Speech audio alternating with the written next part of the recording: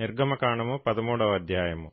మరియు యెహోవా మోషేతో ఈలాగు సెలవిచ్చెను. ఇశ్రాయేలీయులలో మనుషులేకయు పశువులేకయు ప్రథమ సంతతి అనగా ప్రతి తొలిచూలు పిల్లను నాకు ప్రతిష్ఠించుము, అది నాదని చెప్పెను. మోషే ప్రజలతోనిట్లనెను, మీరు దాసగృహమైన ఐగుప్తు నుండి బయలుదేరి వచ్చిన దినమును జ్ఞాపకం చేసుకొనిడి. యెహోవా తన బాహుబలము చేత దానిలో నుండి మిమ్మును బయటికి రప్పించెను. పులిసిన దేదియూ తినవద్దు. ఆబీబను నెలలో ఈ దినమందే మీరు బయలుదేరి వచ్చితిరి కదా.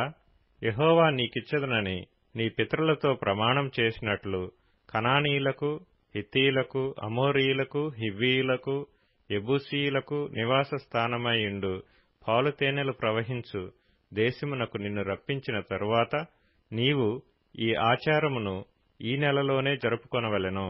7 దినములు నీవు పులియని రొట్టెలను తినవలెను. 7వ దినమున యెహోవా పండుగ ఆచరింపవలెను. పులియని వాటినే 7 దినములు తినవలెను. పులిసిన దేదియు నీ యొద్ద కనపడకూడదు. నీ ప్రాంతములన్నిటిలోనూ పొంగిన దేదియు నీ యొద్ద కనపడకూడదు. మరియు ఆ దినమున నీవు నేను ఐగుప్తులో నుండి వచ్చినప్పుడు యెహోవా నాకు చేసిన దాని నిమిత్తము పొంగని రొట్టెలను తినుచున్నానని నీ కుమారునికి తెలియచెప్పవలెను.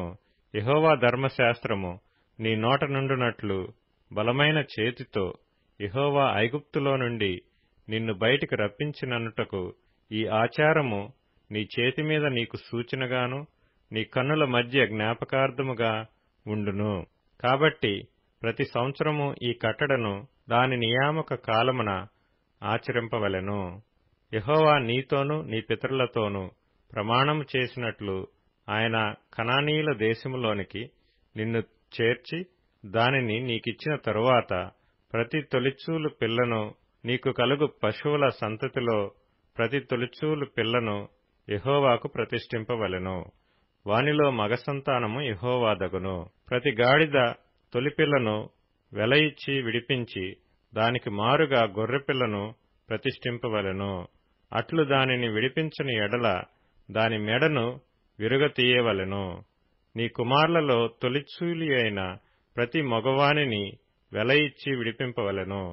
ఇక మీదట నీ కుమారుడు ఇది ఏమిటని నిన్ను అడుగునప్పుడు నీవు వాణ్ణి చూచి బాహుబలము చేత యెహోవా దాసగృహమైన ఐగుప్తులో నుండి మనలను బయటికి రప్పించెను.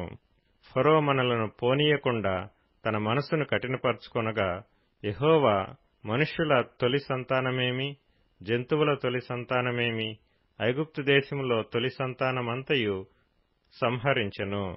ఆ హేతువు చేతను నేను మొగదైన ప్రతి తొలిచూలు పిల్లను యెహోవాకు బలిగా అర్పించుదును. అయితే నా కుమారులలో ప్రతి తొలి సంతానము వెల ఇచ్చి విడిపించుదునని చెప్పవలెను. బాహుబలము చేత యెహోవా మనలను ఐగుప్తులో నుండి బయటికి రప్పించెను గనుక ఆ సంగతి నీ చేతి మీద సూచనగాను నీ కన్నుల మధ్య లలాట పత్రికగాను ఉండవలెను అని చెప్పెను. మరియు ఫరో ప్రజలను పోనీయగా దేవుడు ఈ ప్రజలు యుద్ధము చూచినప్పుడు వారు పశ్చాత్తాపపడి ఐగుప్తుకు తిరుగుదురేమో అనుకొని ఫిలిష్తీయుల దేశము సమీపమైనను ఆ మార్గమున వారిని నడిపింపలేదు.